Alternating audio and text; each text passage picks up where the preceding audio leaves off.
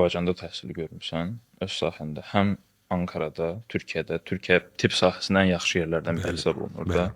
Və indi də İngiltərədə öz sahəbin daha advanced səviyyəsini gördüm.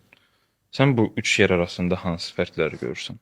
Və belə bir sual verir. Məsələn, sən mənə elə gəlir ki, kifayət qədər bacarıqlı bir insan ki, Ankarada qalıb işləyəsən, amma qayıtdın Azərbaycanda öz şirkətini yaratdın və təsisçi oldun. Buna səbəb nədir?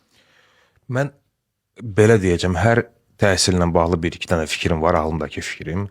Azərbaycan Tibb Universitetini mən bura qatmayacağım, çünki bu tibb təhsilidir, bu tam fərqlidir. Çünki mən Ankaradakı bakalavrım healthcare management idi.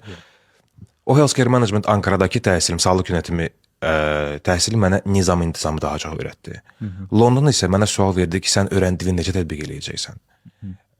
Mənə London ona görə çox maraqlı gəldi. UCL-ın ona görə mən birinci apply eləyəndən qabaq mən belə deyə də biraz böyüyəndən sonra artıq universitet seçəndə belə okey, reytinqə baxırsan, yalan deməyəcəm. Təbii ki, reytinqə baxırıq, daha yaxşı universitet oxumaq istəyirik.